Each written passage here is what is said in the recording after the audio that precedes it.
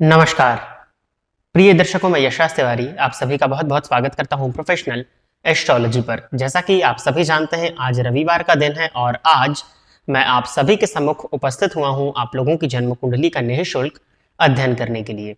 यदि आप भी अपनी जन्म कुंडली का अध्ययन निःशुल्क रूप से मुझसे इस कार्यक्रम में कराना चाहते हैं तो आप अपनी बर्थ डिटेल्स, जैसे कि आप अपना नाम, अपने जन्म की तिथि, अपने जन्म का समय और अपने जन्म का स्थान, ये चारों ही चीजें किसी भी एक स्पेसिफिक प्रश्न के साथ में इसी वीडियो के कमेंट सेक्शन में दे दीजिए। जैसे ही आप अपनी डिटेल्स देते हैं, उन डिटेल्स के देने के 2.5 से 3 महीने के बाद में आपकी जन्म कुंडली का अध्ययन मेरे द्वारा ठीक इसी तरह से कार्यक्रम बना करके निःशुल्क रूप से किया जाएगा। यदि आप इस प्रोग्राम को देखते हैं और इस प्रोग्राम से आपको कुछ लाभ होता है तो आप इस वीडियो को लाइक करिए। साथ ही साथ इस चैनल पर आने वाले अन्य प्रोग्राम्स अगर आपको पसंद आते हैं तो आप इस चैनल को सब्सक्राइब करिए। निःशुल्क जन्म कुंडली अध्ययन की सीरीज में आज तक हम 109 कार्यक्रम बना चुके हैं और आज का जो हमारा कार्यक्रम होने वाला है वो 110वें नंबर का कार्यक्रम होने वाला है। साथ ही साथ आज तक इस सीरीज में 660 लोगों की जन्म कुंडली का अध्ययन निःशुल्क रूप से हो चुका है और आज के इस कार्यक्रम में जो पहली जन्म कुंडली होने वाली है वो 661वें नंबर की जन्म कुंडली होने वाली है। अब हम बिना विलंब किए अपने आज के इस कार्यक्रम की शुरुआत करते हैं। और जैसा कि मैंने बताया, जो पहली जन्म कुंडली होगी ये 661 नंबर की होगी। ये जीएस भोगल नाम से आईडी है और अमरजीत कौर जी की ये जन्म कुंडली है। तो अमरजीत कौर जी, आप तैयार रहें, आपकी जन्म कुंडली मैं ले रहा हूं।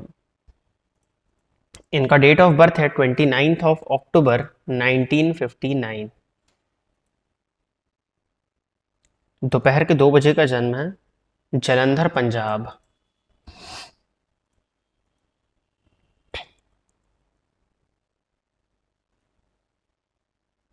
मकर लगन की आपकी कुंडली है, राशि आपकी कन्या बनती है। प्रश्न इन्होंने लिखा है, please tell me solution for improving health. Health में क्या प्रॉब्लम्स है, सबसे पहले आपको ये बता देना चाहिए था मुझे।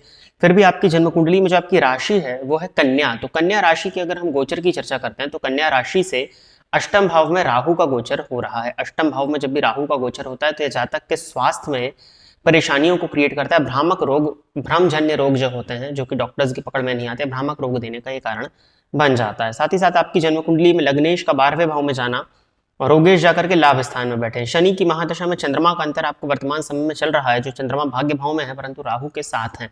नवांश में भी सप्तम में है। मकर लगन की कुंडली में चंद्रमा सप्तम अधिपति होने के चलते मारक भाव के मालिक बनते हैं।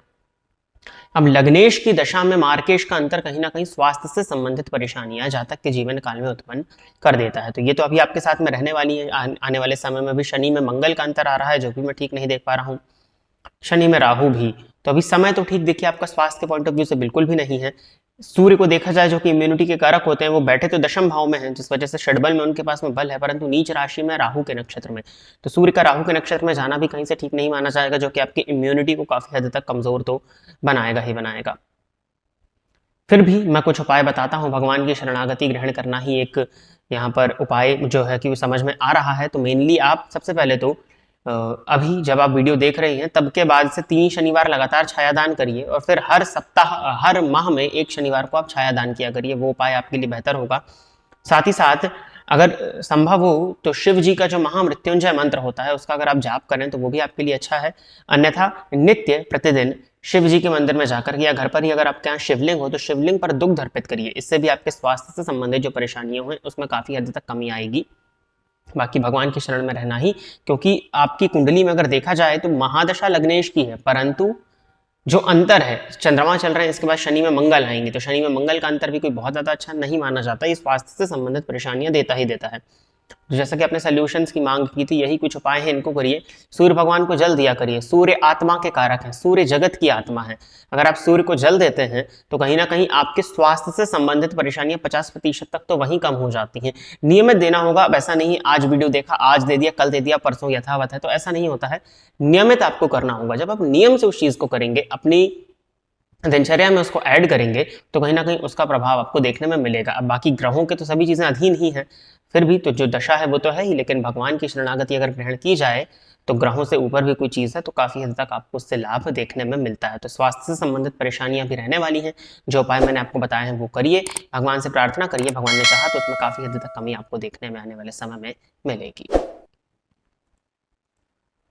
आगे बढ़ते हैं। अगली जन्म कुंडली जो है ये भावना जाटव जी की है। तो भावना जी, आप तैयार रहें, आपकी जन्म कुंडली में ले रहा हूं। डेट ऑफ बर्थ इन्होंने बताया हुआ है 29 जनवरी 2003 का जन्म है, 29 जनवरी 2003 जन्म का समय आपने दिया हुआ है सुबह के 11:25।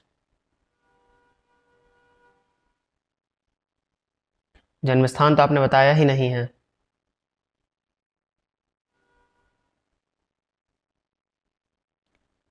पता नहीं आप लोग आंख बंद करके कमेंट करते हैं या वीडियो कान बंद करके देखते हैं, क्योंकि जन्म, मैं कितनी बार बोलता हूँ वीडियो के शुरू में, 20 मिनट की वीडियो के शुरुआत में, लास्ट में मैं इसको रिपीट करता हूँ कि नाम, date of birth, time of birth and place of birth, इन चारों चीज़ों की ज़रूरत पड़ेगी। इन चारों चीज़ों के बिना आपकी जन्म कुंडली नहीं बनाई जा सकती।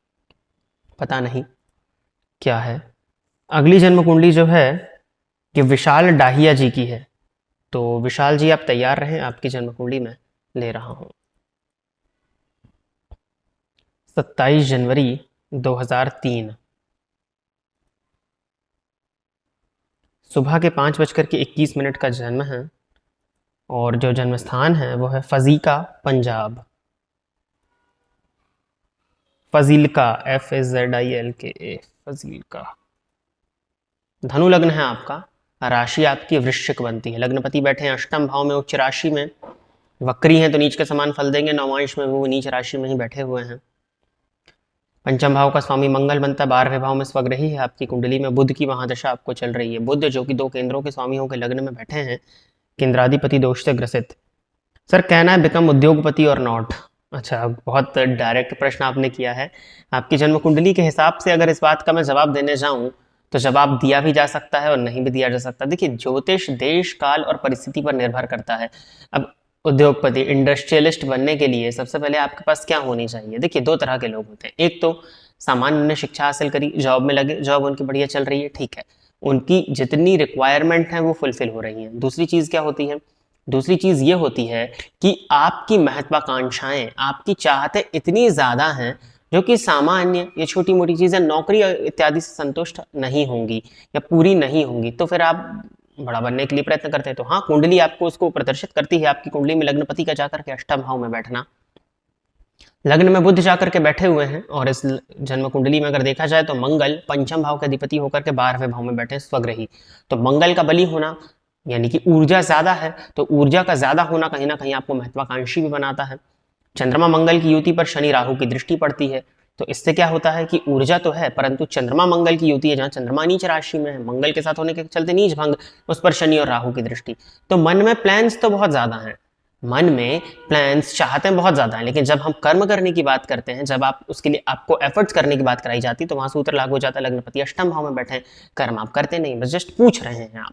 तो ये पूछने वाली बात है। पराक्रम भाव का अधिपति जाकर के षष्ठ भाव में बैठा हुआ है, राहु के साथ में, मंगल की दृष्टि से दृष्ट, जो कि दुर्घटना इत्यादि और भी समस्याओं को प्रदर्शित कर रहा है। इस कुंडली में महत्वाकांक्षाएं हैं। बलवान दशमेश की महादशा भी आपको मिल रही है, और मैंने ही अपने एक सूत्र में बताया था कि बलवान दशमेश की महादशा में अगर किसी काम की शुरुआत की जाए तो वो काम बहुत जल्द ही, बहुत अच्छी तरह से, शीघ्र ही सिद्धि प्रदायक होता है, या वो कार्य जो आप कर रहे हैं वो सिद्ध हो जाता है। 2003 का आपका जन्म है, कुछ हद तक आलस्य मैं आपके अंदर देख चुका हूं। मंगल के बलाबल होने के बावजूद आपकी जन्म कुंडली में आलस्य दिखाई पड़ रहा है, परंतु फिर भी अगर आप चाहें तो बुध की महादशा है, महत्वाकांक्षाएं हैं। अपने लग्नेश पर अगर आप काम करें तो नवमांश में आपका सूर्य तो उच्च का है, जो कि आत्मबल का कारक है, और कहीं ना कहीं एक जीवन काल में अच्छी ग्रोथ के लिए, राजा बनने के लिए, जन्म कुंडली में राजा की स्थिति अर्थात सूर्य की स्थिति अच्छी तो होनी चाहिए। तो नवमांश में वो उच्च राशि में बैठे हैं, निसंदेह राहु के साथ हैं, तो कहीं ना कहीं वो परेशानी का कारण तो बनेंगे, परंतु उच्चस्थ बैठे हुए हैं नवमांश में, तो बल तो ये दिखा रहे हैं कुंडली में, लेकिन लग्नेश सर्वे सर्वा होता है, वो पीड़ित है।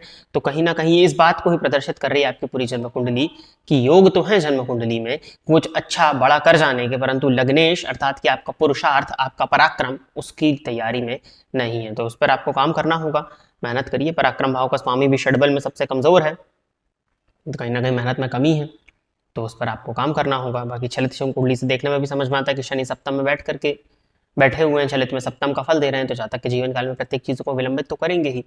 तो ये आपको सबसे पहले अपने आप को मजबूत करना है, अपने लग्नेश को ठीक करिए। गुरुवार के दिन जल में एक चुटकी हल्दी डाल करके स्नान करिए, नित्य किसी भी एक मंदिर में दर्शन करने के लिए जाइए, इससे आपके गुरु को बल मिलेगा, और फिर जो आप कर्म करना चाहते हैं वो कर्म फिर आप कर भी पाएंगे। अगली जन्म कुंडली है भौवदीप विरानी जी की।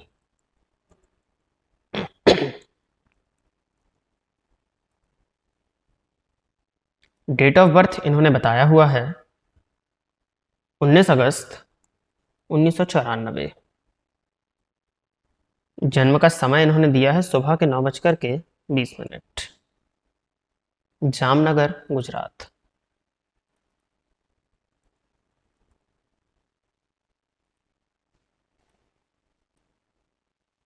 कन्या लग्न है आपका, राशि आपकी मकर है।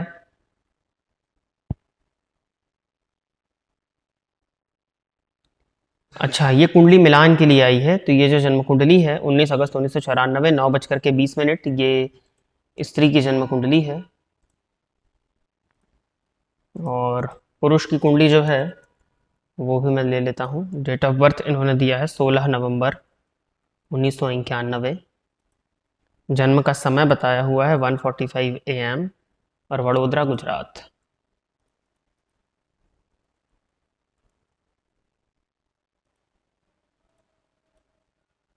ये सिंह लगन की कुंडली है, कुंभ राशि बनती है। सबसे पहले तो अष्टकूट मिलान की तरफ ही हम चलते हैं।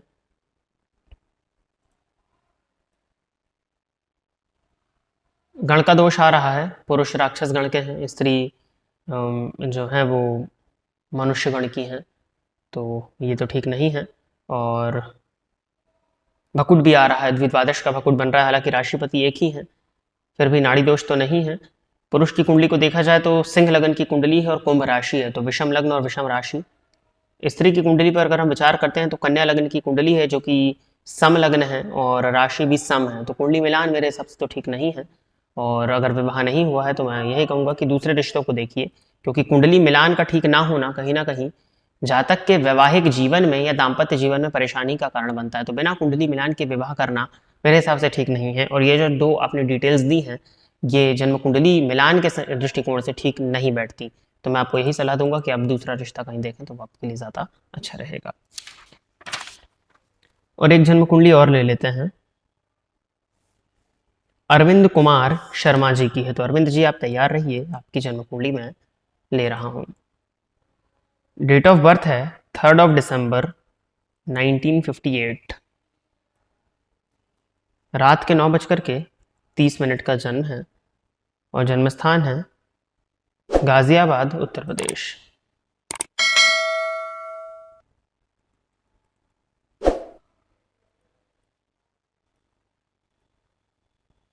कर्क लगन की जन्म कुंडली है आपकी अरविंद जी, राशि आपकी सिंह बनती है और गुरु की दशा में शनि का अंतर आपको चल रहा है।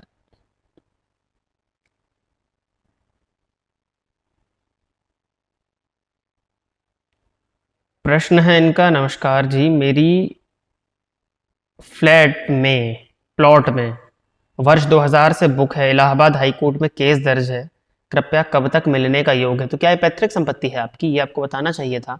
आपकी कुंडली में देखा जाए तो संपत्ति भाव का मालिक, पैतृक संपत्ति भाव का मालिक ज्ञान भाव में है और संपत्ति भाव का मालिक भी जाकर के ज्ञान भाव में बैठा हुआ है। आपकी कुंडली में मंगल की दृष्टि चतुर्थ भाव पर पड़ रही है और कोट भाव का स्वामी षष्ठ में बैठ करके कोट भाव को देख रहा है।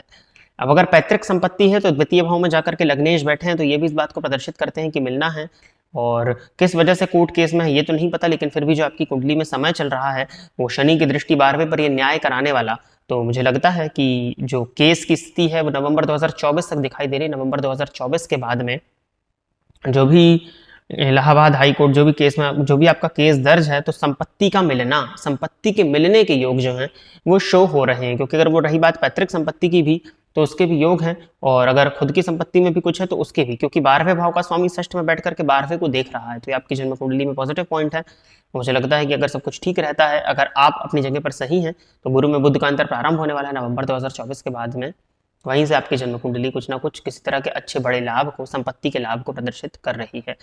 सूर्य भगवान की आराधना करते रहिए, उसकी जरूरत पड़ेगी आपको, यही एक उपाय करिए। तो प्रिय दर्शकों, इतनी ही जन्म कुंडली का अध्ययन करने के लिए आज मैं आप सभी के सम्मुख निःशुल्क जन्म कुंडली अध्ययन के कार्यक्रम में उपस्थित हुआ था। आशा करता हूं कि जितने भी लोगों की जन्म कुंडली का अध्ययन मेरे द्वारा इस निःशुल्क कार्यक्रम में हुआ वो सभी संतुष्ट होंगे। यदि आप भी चाहते हैं कि आपकी जन्म कुंडली का अध्ययन मेरे द्वारा इस कार्यक्रम में निःशुल्क रूप से ठीक इसी तरह से किया जाए, तो आप अपने जन्म का विवरण, जैसे कि आप अपना नाम, अपने जन्म की तिथि, अपने जन्म का समय और अपने जन्म का स्थान, ये चारों ही चीजें किसी भी एक स्पेसिफिक प्रश्न के साथ में इसी वीडियो के कमेंट सेक्शन में दे दीजिए।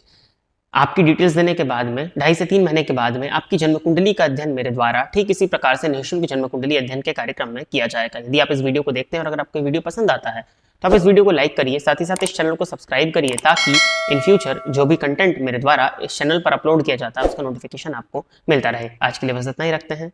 नमस्कार।